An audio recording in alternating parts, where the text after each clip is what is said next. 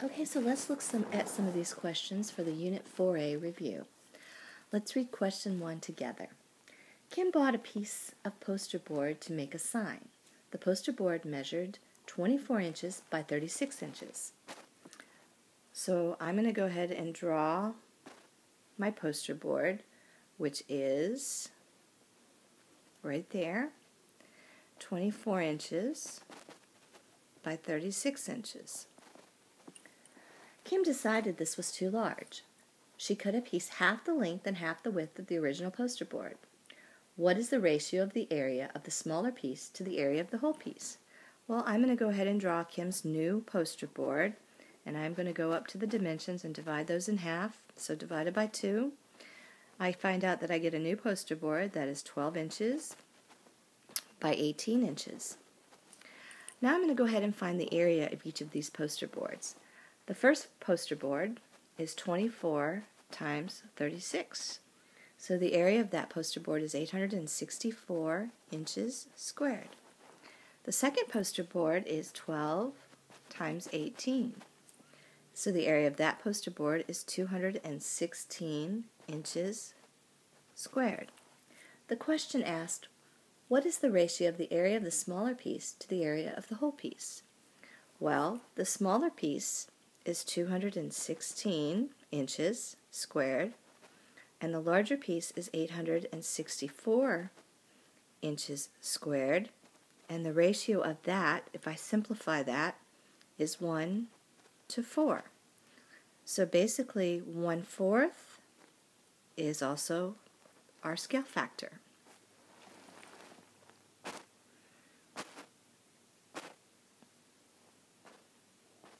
Okay, so let's look at question number 2.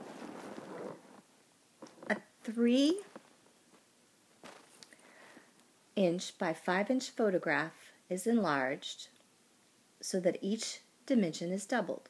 What is the number of square inches in the area of the enlarged photograph? Well, let's see. So we have a photograph that is 3 inches by 5 inches.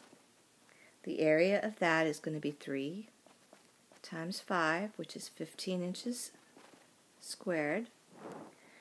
And it says that we have doubled the photograph, so I can multiply each dimension by 2, and I can create my new photograph right here. So now I have a photograph that is 6 inches by 10 inches. The new area of that is 6 times 10, which is 60 inches squared.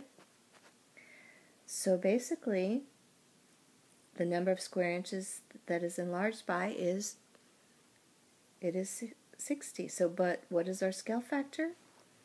We could also say 15, which is the original area, times 2, the scale factor, squared, equals 60. So this is our formula with the original area, the scale factor, and the new area. Or you could draw the picture. This is our original picture, and this is our new picture, and find out that the number of square inches in the area of the enlarged photograph is 60 inches squared. Let's look at question number 3. Andrea has 2 concentric circles as shown in the figure. The radius of the larger circle is 2.5 times the smaller circle. The area of the larger circle is 125 square centimeters. What is the area of the smaller circle? Well, if you read the question and you see that you've got the 2 circles, kind of like this, we know the larger circle has an area of 125 centimeters squared, and we're trying to find the area of this smaller circle here. So basically I could take the 125 square centimeters, my original area, times the scale factor, which is 2 1/2. I'm looking for area, so I could actually square the scale factor, and I could multiply 125 times 2.5 times 2.5, which is 6.25. And I could actually find out what my new scale factor is.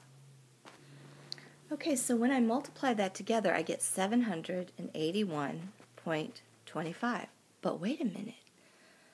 Does that make sense that 781.25 is the area of the smaller circle when the larger circle is only 125 centimeters squared?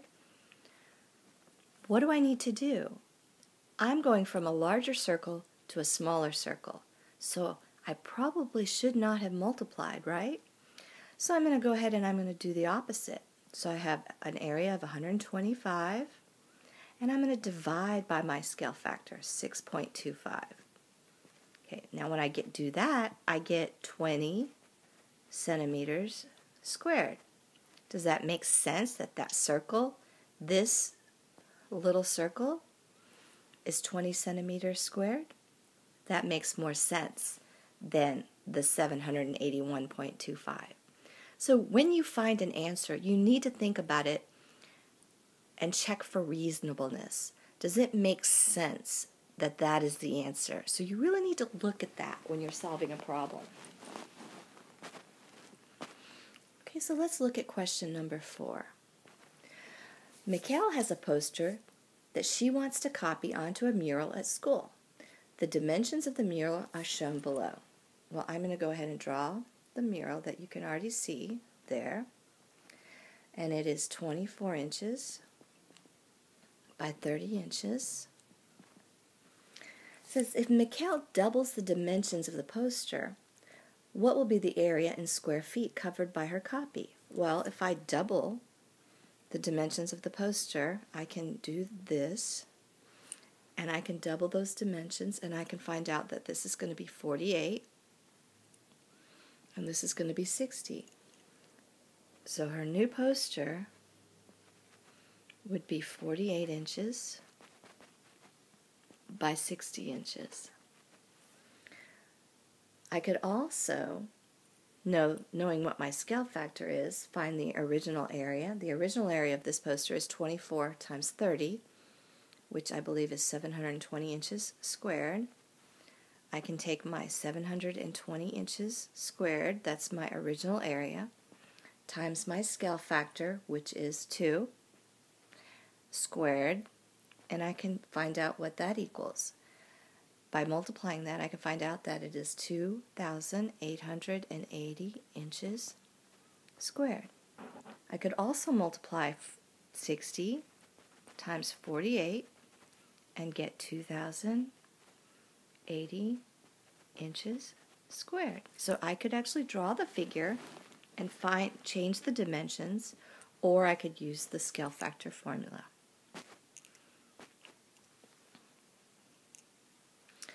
Okay, so let's look at question number 4. Or we just looked at 4. Let's look at question number 5. Sheila made a scale drawing of a room. The actual room had a width of 16 feet and a length of 24 feet. I'm going to draw my room. The actual room is 16 feet by 24 feet. Her scale drawing has a length of 3 inches. Okay, so her scale drawing here has a length of 3 inches. But apparently we don't know what the width is there. It says, what is the width in inches of the scale drawing of the room? Well, how am I going to find that out? I could actually say 24 divided by 3 is 8. So that is my scale factor for my dimensions. And so I can go back and I can say 16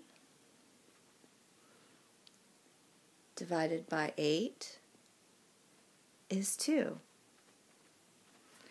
So my missing width for my figure here is going to be 2.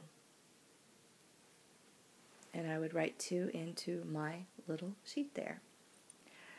Okay, we're not going to solve number 6 together because number 6 is going to be one of the questions that you need to put on Edmodo. I'm going to have 5 questions that you need to go to Edmodo and answer from this review. So 6 is going to be one of those. Okay, let's look at number 7. Number 7 is a true and false question. It says the Pythagorean theorem can be used to solve for any side length of a right triangle. That is going to be true. Pythagorean theory is only used for right triangles. Let's look at question number 8. 8's also a true or false question. The numbers 12, 16, and 20 are Pythagorean triples. Well, what does that mean? That means that a triangle has 3 sides.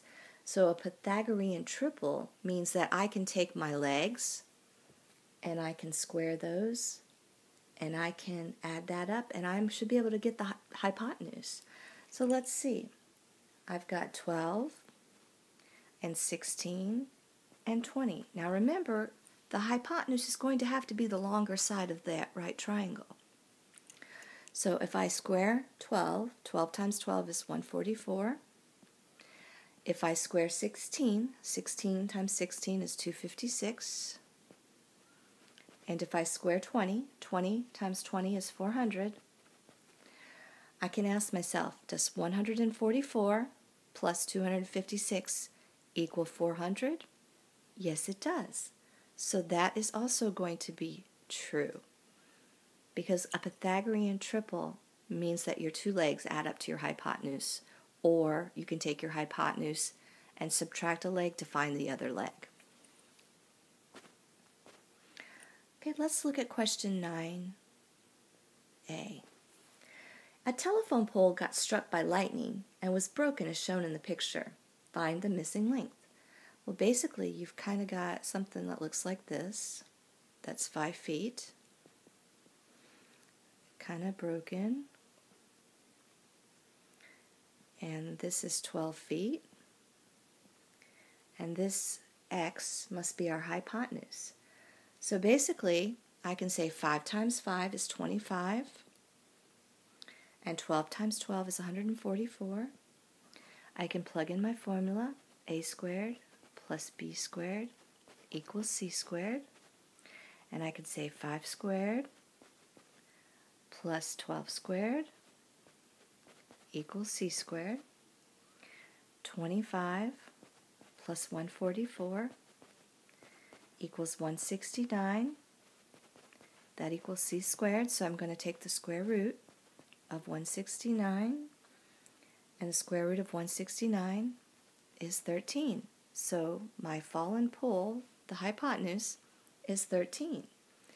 That next part of the question, 9b, asks the question, how tall was the telephone pole before it was hit? Well, it was 5 feet here, and if you stand the pole back up, it was 13 feet over here.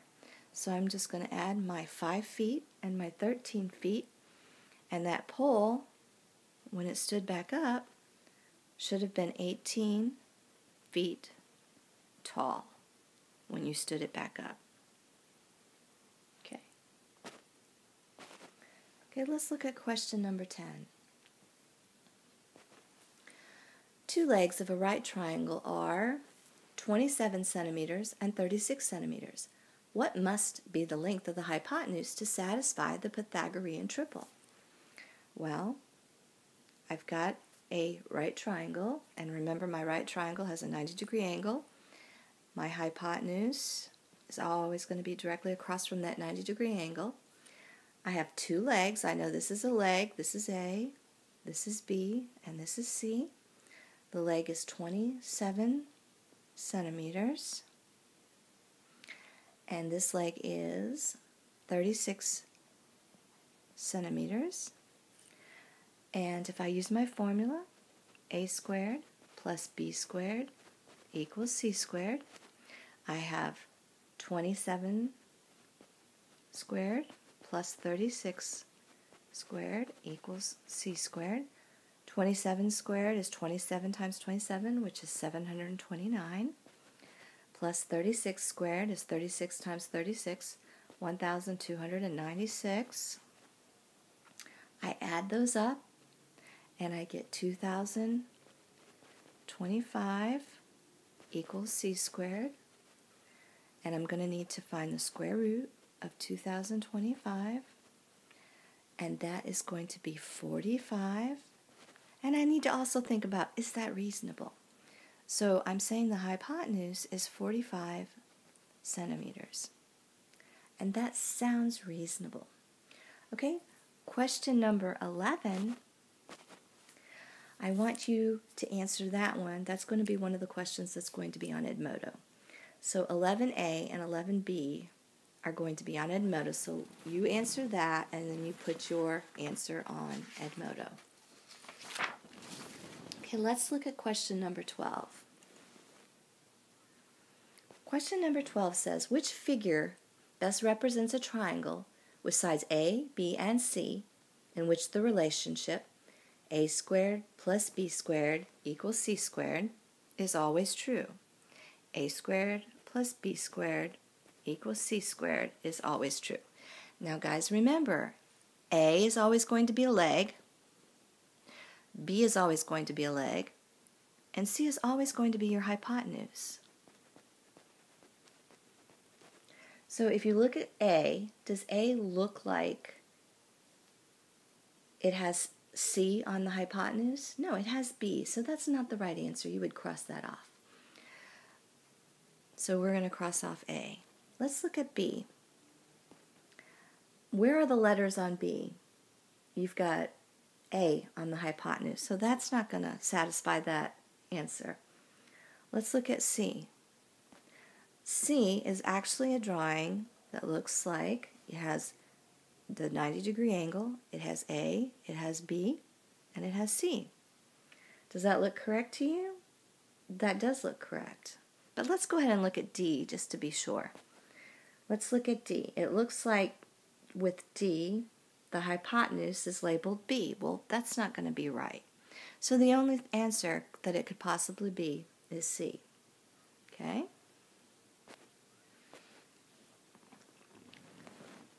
Okay, so question number 13 is also going to be a question that I want you to answer on Edmodo. So let's go ahead and look at question number 14.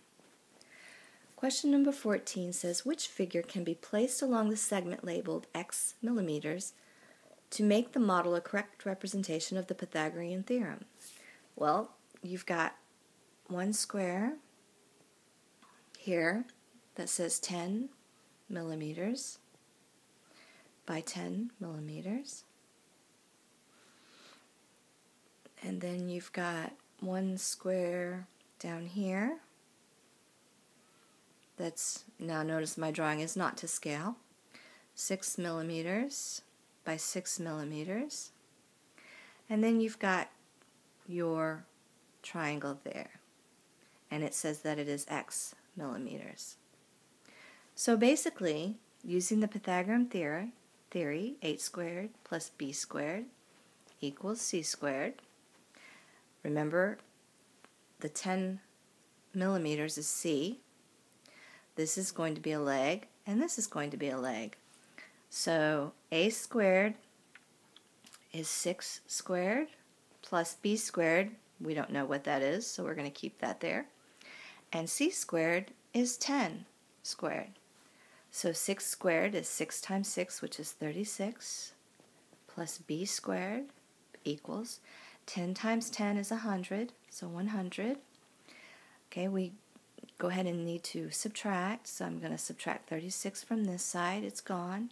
I'm going to subtract 36 from this side, so b squared equals 64. So the square root of 64 is 8. So my missing leg is 8 millimeters. Okay? Okay, let's look at a couple of these questions over here.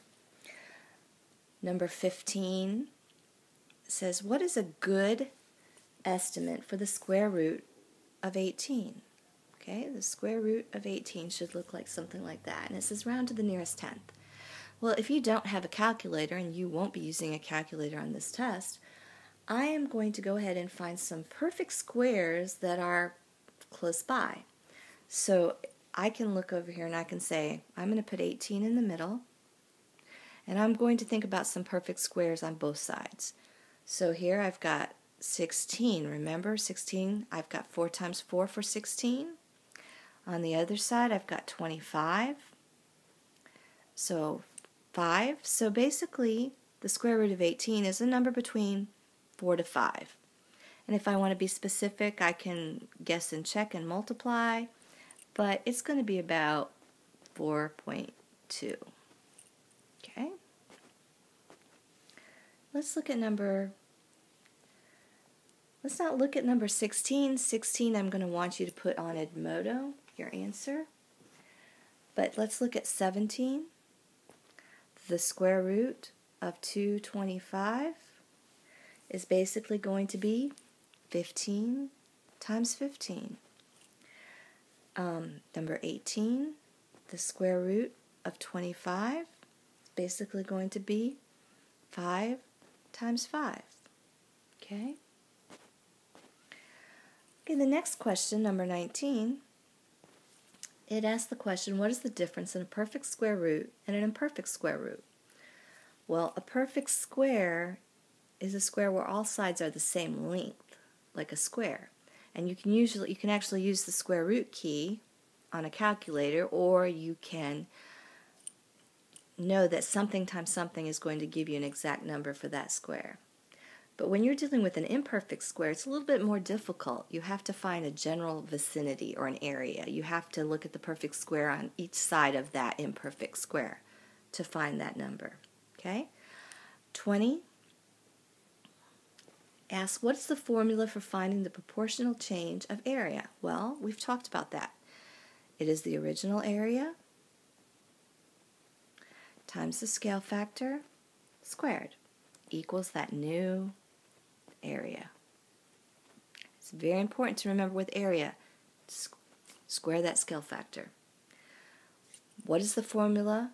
Look at number 21. What is the formula for finding the area of a rectangle? Area of a rectangle is easy, base times height. Okay? 22 asks the question, what is the Pythagorean theorem and what type of triangle is it used for? Okay, the Pythagorean theorem is a theorem that's created by Pythagoras that basically says a squared plus b squared equals c squared, and it's used for a right triangle.